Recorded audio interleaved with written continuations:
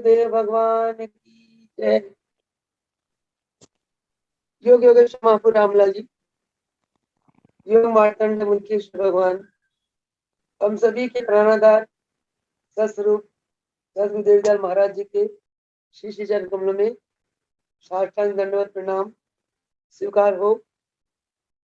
आज कई दिनों के बाद गुरुदेव ने अपनी कृपा आशीर्वाद से इस सत्संग का आनंद को प्राप्त करने का मौका दिया, क्योंकि पिछले 15 दिन से रामनवमी के उत्सव की सेवा में प्रभु जी ने इस बच्ची को दीन रखा। प्रभु के पास रामनवमी का उत्सव बहुत हर्ष उल्लास आनंद के साथ हजारों भक्तों के साथ मनाया गया। प्रभु जी की बहुत अलौकिक कृपा है भक्तों के जीवन में, उस मौके पे बरसी और भक्तों ने दिव्य आनंद की अनुभूति करी।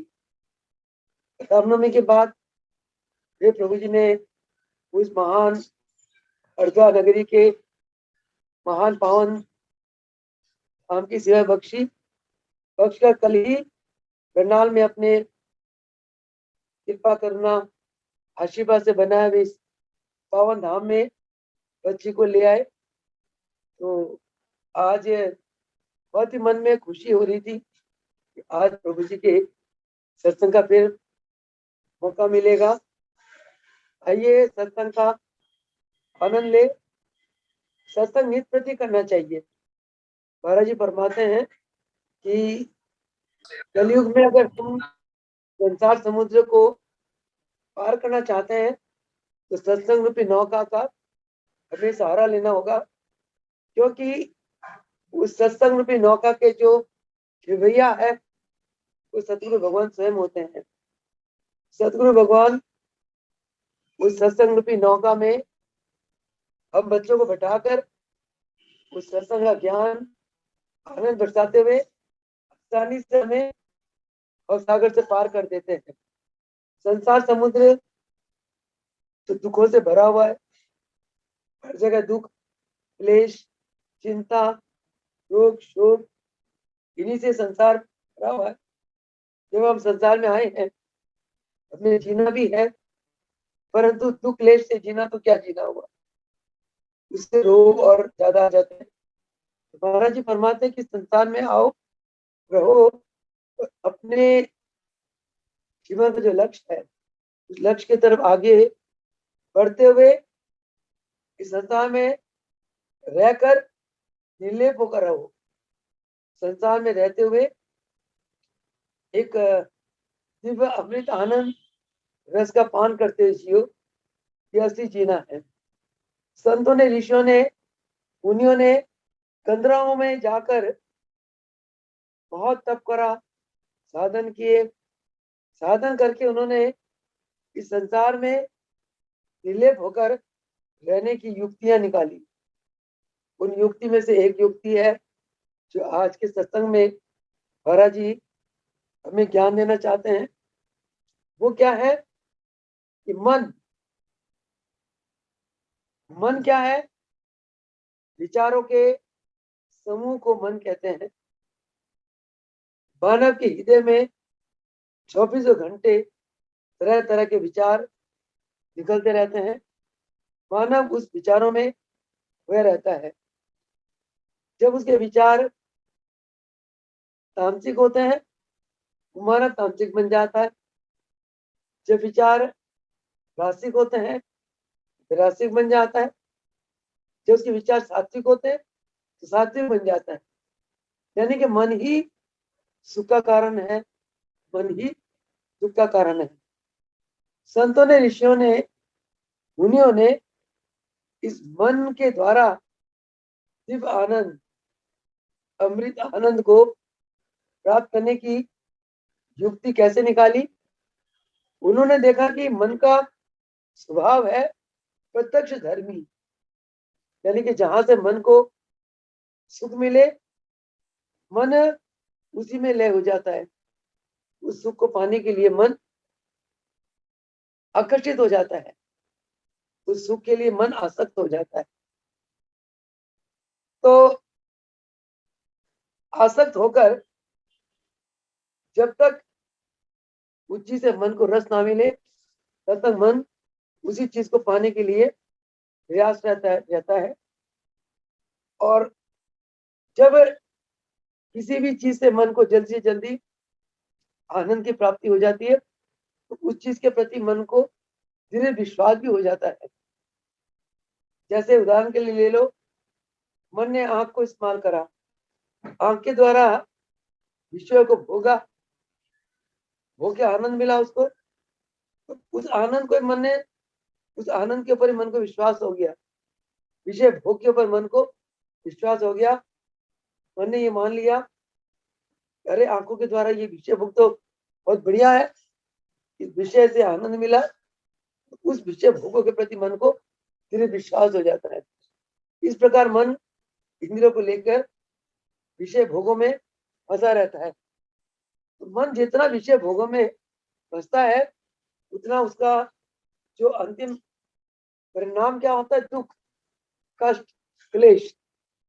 योगी ने सोचा क्यों ना इस मन को परम आनंद में लगा दिया जाए, क्योंकि मन का स्वभाव पृथक धर्मी, मन को जहां से कुछ मिले मन फटाफट उसी को लेने लगता है। इसी मन को जब परम आनंद में लगा दिया जाए तो मन का सारा दुख, क्लेश, कष्ट सब निकल जाएगा, मन आनंद में विभोर हो जाएगा, आनंदित हो जाएगा। तो उन्होंने सोचा, एक युक्ति निकाली कि सर्वशक्तिमान, व्यापक, निराकार प्रभु के अनंत आनंद की प्राप्ति हो जाए। मन सर्वशक्तिमान, निराकार प्रभु के स्वरूप में मन को लय कर दे तो मन उस स्वरूप का आनंद में विभोर हो जाएगा। तब मन के कष्ट, मन के द्वारा जो जीव को कष्ट प्राप्त होता है उस कष्टों से जीव मुक्त हो जाएगा, यानी कि जीव को परमानंद की प्राप्ति हो जाएगी।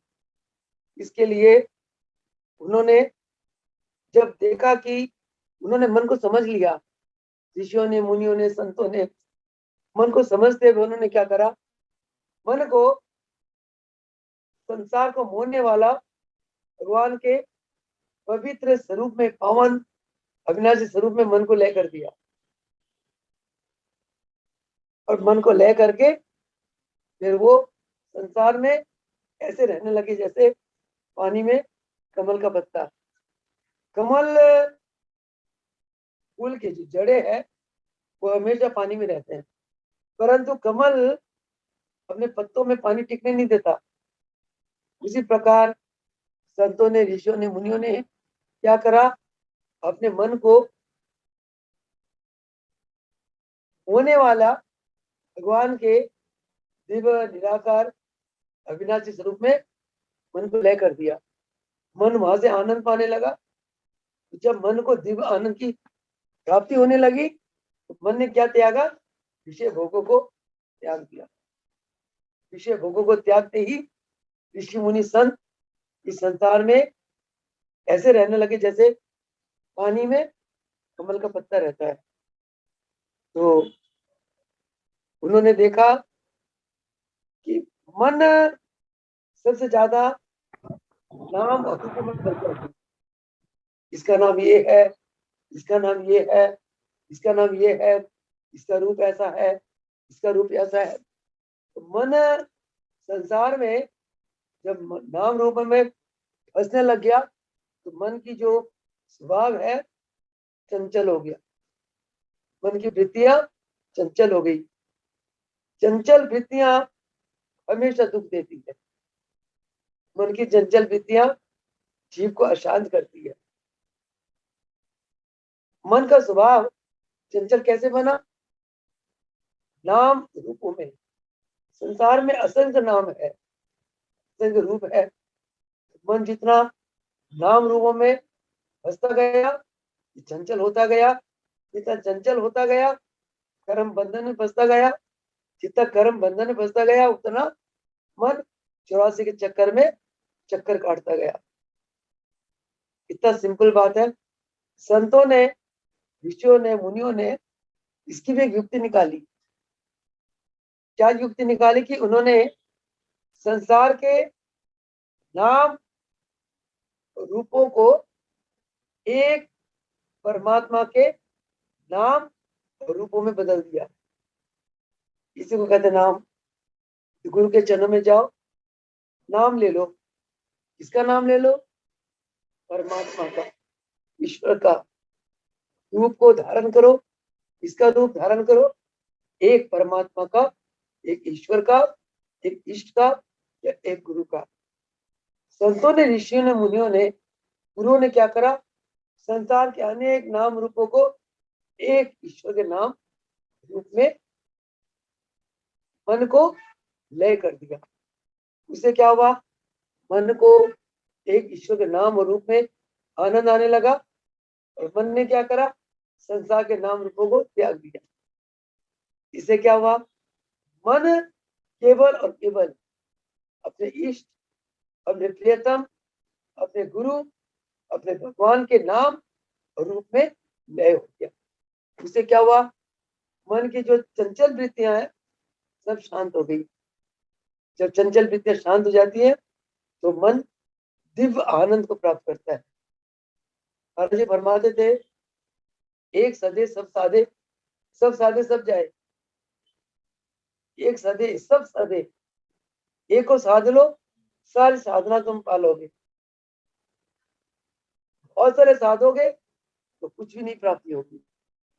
कहते हैं ना, jack of all trades but master of none. बहुत सारी साधना साध लो पर मास्टरी किसमें भी नहीं है। एक चीज को साध लो, आपको सारी सिद्धियां प्राप्त हो जाएगी। ये महाराज जी का फरमान है। वही महाराज जी यही फरमाते हैं कि एक नाम एक रूप में मन को लय कर दो। ध्यान में यही होता है। ध्यान में ध्यान मूलम गुरु मूर्ति, इसका ध्यान करो, गुरु का ध्यान करो। क्योंकि गुरु स्वयं मोक्ष के होते हैं, गुरु मुक्त होते हैं। तो तुम गुरु का ध्यान करोगे, तुम ही मुक्ति हो जाओगे, तुम ही मुक्त हो जाओगे। जिसका ध्यान हम करते हैं और वैसे ही बन जाते हैं। अनुमूलम गुरु मूर्ति, पूजा मूलम गुरु पदम। गुरु के चरणों की पूजा क्यों करो? क्योंकि गुरु के चरणों की पूजा करने से हमारा मन नम्र होता है, मन का अहंकार चला जाता है। जहाँ अहंकार खड़ा है, जीव ब्रह्म से बहुत दूर है। तो अहंकार नहीं है, जीव और ब्रह्म एक है। तो अहंकार जाता है गुरु के चरणों में नतमस्तक होने पर, गुरु के चरणों की पूजा करने पर। ध्यान मूलम गुरु मूर्ति, गुरु की मूर्ति का ध्यान करो तो सारे रूप तुम्हारी आंखों के आगे से उजल हो जाएंगे। मन सारे रूपों को त्याग देगा। एक मात्र गुरु के रूप में मन लय हो जाएगा। और नाम तो गुरु देते हैं, जो आप इष्ट है उन्हीं का नाम देंगे। प्राणों में अपने इष्ट का नाम जपो, जो गुरु ने नाम दे दिया। अगर गुरु ने ओम शब्द का नाम दिया, प्राणों में ओम जपो। गुरु ने राम का शब्द का नाम दे दिया, कृष्ण का। आपके संस्कारों को देखते हुए गुरु इसी जन्मों के जो आपकी प्राप्ति है, उस प्राप्ति को, आध्यात्मिक प्राप्ति बढ़ाने के लिए उसी भगवान का नाम देते आपको, जिन भगवान के आपने जन्मों में पूजा की हुई हो। वो चीज बढ़ाते हैं। गुरु अपना नहीं देते, गुरु आपके अंदर की प्राप्ति को गुरु और प्राप्त करवा देते हैं, उसी को बढ़ाते हैं। तो आपसे पूछेंगे आपके इष्ट कौन है, इसके अनुसार गुरु आपको नाम देते हैं और उस नाम को आपके प्राणों में जपाते हैं। तो गुरु ने ओम मंत्र को दे दिया, गुरु क्या फरमाएंगे? बेटा प्राणों में ओम मंत्र का जाप कर, अजब जाप। उसको प्राण मंत्र कहते हैं। जो मंत्र प्राणों में, प्राण जिस मंत्र को चाल पकड़ लेती है उसको कहते हैं प्रणव मंत्र। प्राणों में प्रणव मंत्र गुरु चलवाते हैं और दृष्टि को, अंदर की जो वृत्तियां, मनोवृत्तियों को गुरु अपने स्वरूप में लेकर आ देते हैं। मूलम गुरु मूर्ति प्राण में जाप करते, पूजा मूलम गुरु वाक्यम गुरु पदम, मंत्र मूलम गुरु वाक्यम, गुरु की वाक्य को मंत्र मानो, गुरु की आज्ञा को सर्वोपरि मानो, मंत्र मूलम गुरु वाक्यम, मोक्ष मूलम गुरु कृपा। जब गुरु के दिए को करोगे, गुरु के दिए नाम को प्राणों में जपोगे और गुरु के चरणों की पूजा करोगे, गुरु की कृपा अपने आप हो जाएगी। तो गुरु की कृपा हो जाती है तो जीव को मोक्ष तक की। तो हमारे महाराज फरमाते हैं कि मोक्ष, हमारे महाराज जी फरमाते हैं कि मोक्ष पद की प्राप्ति इतना सरल है, इतना आसान है, अगर हम सदगुरु के शरण में आ जाए, उनके चरण शरण लेकर अगर उन्हीं के अनुसार हम अपना जीवन को दान भजन और सेवा में चलाए, तो हमारा मन संसार के चक्रों को छोड़ देता है। और जो मन संसार के बंधन में फंसा हुआ, कभी सुखी कभी दुखी हो रहा था, वही मन सदा के लिए परम आनंदित हो जाता है और आनंदित होते हुए वह मन जीवन मुक्त हो जाता है, क्योंकि मन ही मनुष्य के बंधन का कारण है, मन ही मोक्ष का कारण है, ऐसे कहा गया। संस्कृत में शास्त्रों ने कहा, मनः एवं मनुष्याणां कारणम बंध मोक्षयोः, यानी कि मन ही बंधन और मोक्ष का कारण है। मन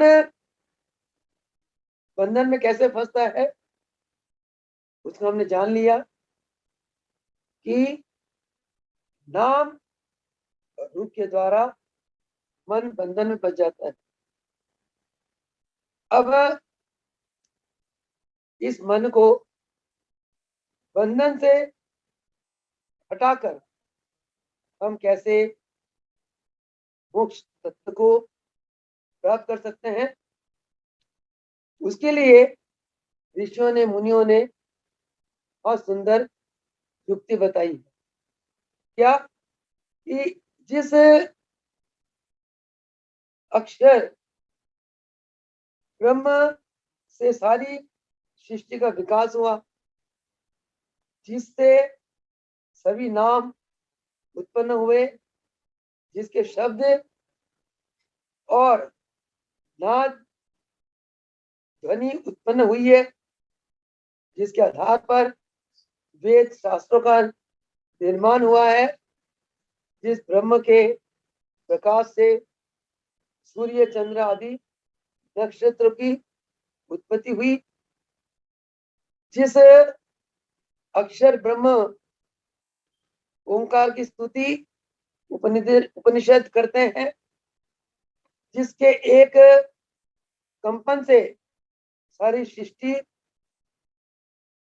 की रचना हुई है, उत्पत्ति हुई है, प्रलय हो रहा है, जिस ब्रह्म के दिव्य प्रकाश सर्व रूपों का कारण हो रहा है, जिस ब्रह्म की एक बिंदु में अनंत आनंद की समुद्र की लहरें उठ रही हैं, जिस ब्रह्म के एक बीज में अनंत आनंद है, हिंसा है, शांति है, दया है, क्षमा है, सत्य है, धैर्य है, सद्गुण है, जिस ब्रह्म में शीतल है, सुगंध है, शुद्ध है, और जिसमें पीतम्बरा बुद्धि रूपी पवन चल रही है, जिस ब्रह्म में प्रवेश करता हुआ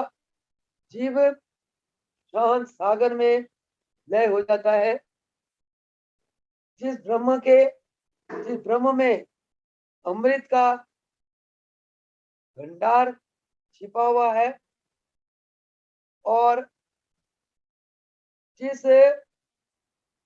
ब्रह्म के रूप का संचार कान और नेत्र द्वारा हो रहा है, उस ब्रह्म के कान में लय होते ही जीव महान दिव्य आनंद सागर में डूबकर वह शांत स्वरूप हो जाता है।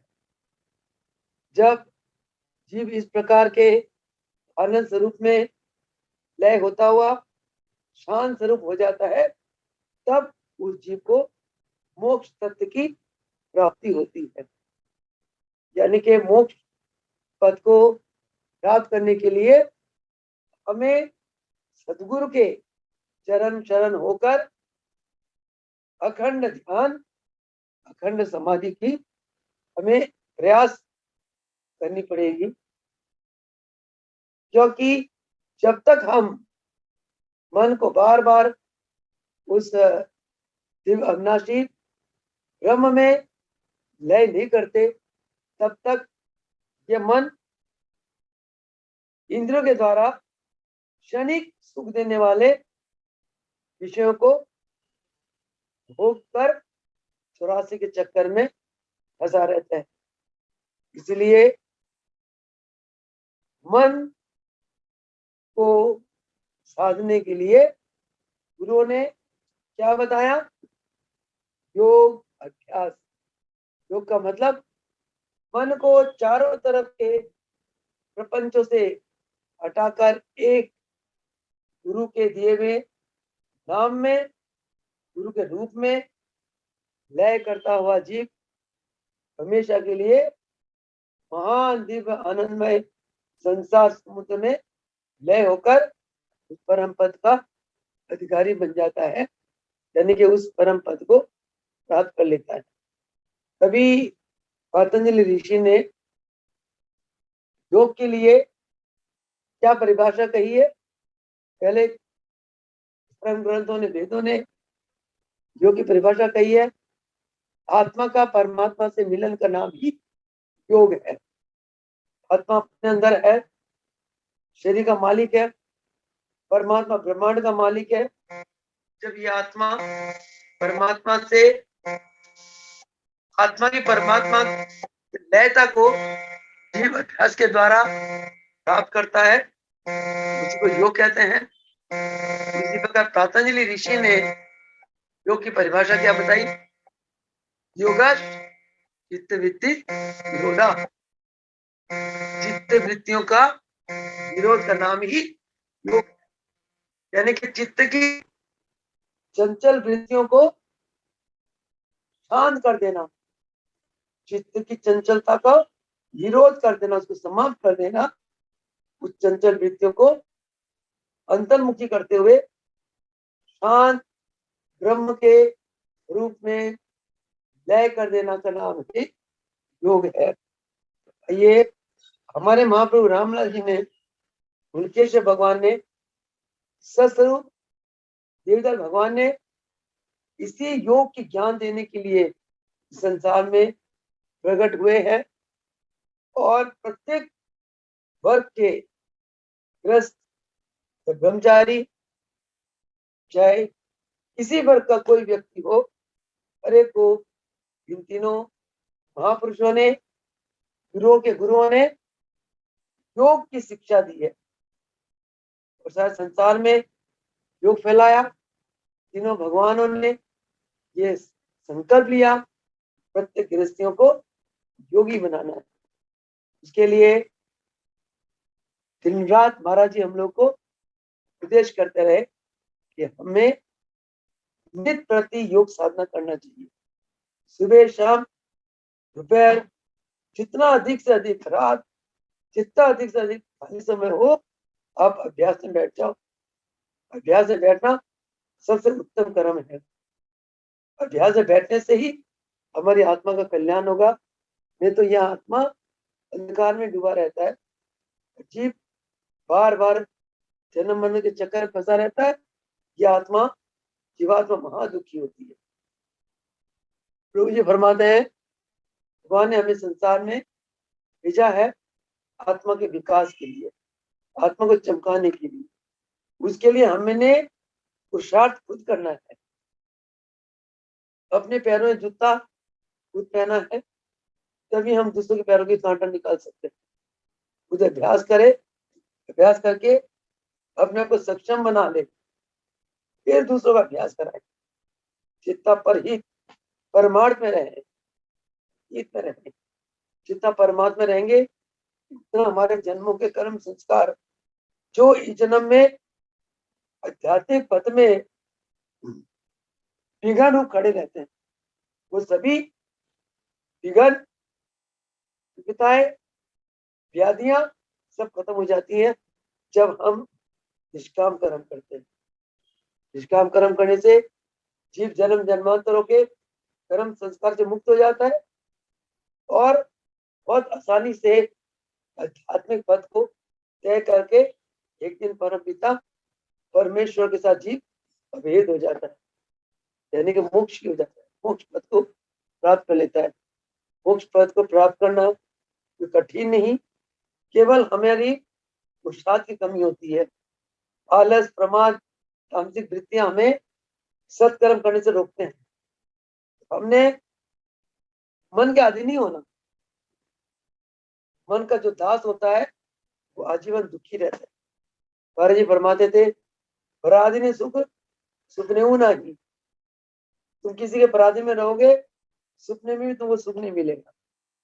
इसी प्रकार मन एक दास है, क्योंकि मन का काम है आज्ञा का पालन करना। मन को आज्ञा कौन देगा? स्वामी देगा, आत्मा देगी। जब आत्मा स्वामी मन को अपना दास बना लेती है तो वो मन आपको सुख देने वाला होता है, क्योंकि आत्मा की आज्ञा, आत्मा की प्रेरणा हमेशा कल्याणकारी होता है। उसके विपरीत अगर आपने आत्मा को नहीं चमकाया, आत्मा अंधेरा में है, मन आपके ऊपर हावी हो जाता है।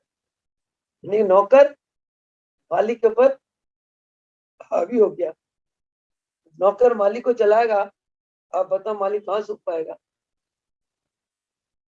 नौकर के चलाने से मालिक सुख नहीं पाता। तो मालिक नौकर को चलाता है तो नौकर का भी कल्याण होता है, मालिक भी सुखी रहता है। इसलिए मन को काबू करने के लिए नित्य प्रति अभ्यास, अभ्यास हम तभी कर पाएंगे जब शरीर स्वस्थ हो। शरीर रोगी हो, मन दुखी है, कैसे अभ्यास करोगे? तो शरीर को सुखी बनाने के लिए महाराज जी फरमाते हैं नित्य प्रति आसन करो, शुद्धि क्रियाएं करो, यथा कथा महीने में 1 बार 2 बार कुंजल करो, और हफ्ते में 3 बार पीठा लो, नेति करो, दंडोती करो, जल क्या करो, जल पान करो। ये सब करने से शरीर निरोगी रहता है। प्राणायाम करो, प्राणायाम से आपके मनोबल, आत्मबल बढ़ जाता है, संकल्प शक्ति बढ़ जाती है। प्राणायाम शरीर की नाड़ियों को शुद्ध करता है, साफ करता है। प्राणायाम बुद्धि की विकास करता है। प्राणायाम करने से आपका मनोबल, आत्मबल इतना बढ़ जाता है, आप कुछ भी संकल्प करते हैं वो पूर्ण हो जाता है। प्राणायाम इतना बल है। प्राणायाम ही जीव को ब्रह्म के साथ मिलाता है, क्योंकि आपका कनेक्शन भगवान के साथ केवल प्राणों के द्वारा होता है। प्राणों को चढ़ाओ उतारो, चढ़ाओ उतारो, प्राणों में जाप चलाओ और चिंतन भगवान का करो। आपके प्राण भगवान के स्वरूप में जुड़ जाते हैं, कनेक्ट हो जाते हैं। फिर आपको आप भगवान के साथ एक हो जाते हो।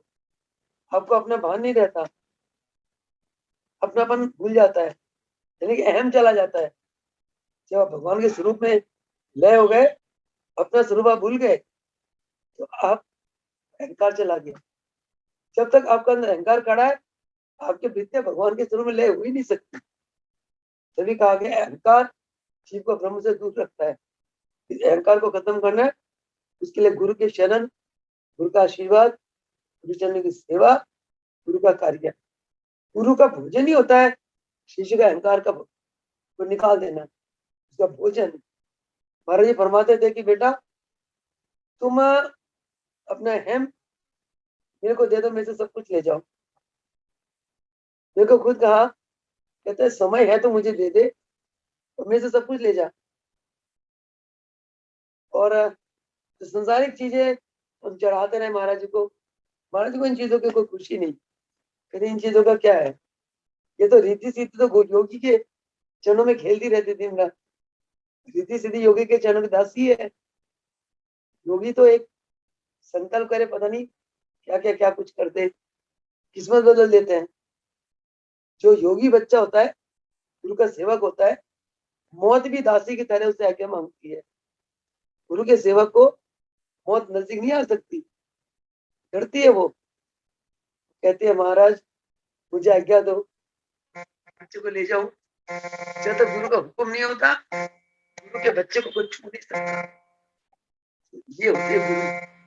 ऐसे महान गुरु महाप्रभु रामलाल जी, महाप्रभु मुलकराज जी, महाप्रभु देवी दयाल जी हुए। तीनों एक शक्ति के मालिक जो मैंने अपने जीवन में पाया। तीनों में से एक को पूजा कर लो, अंतरात्मा से पूजा करो। हर पल तीनों स्वरूप को अपने मानस पटल में रखो, हर पल उनको बैठा के रखो और प्राणों को उन्हीं में ले रखो। इतना आनंद आता है, कोई थकावट नहीं, कोई दिन नहीं, कोई रात नहीं, मस्ती और मस्ती। चलो इन्हीं शब्दों के साथ आज सत्संग को समाप्त करते हैं। हो सकुदेव भगवान की जय। बोलो योगेश्वर महाप्रभु रामलाल जी की जय। मुलकेश्वर भगवान की जय। योगेश्वर देवी दयाल भगवान की जय हो।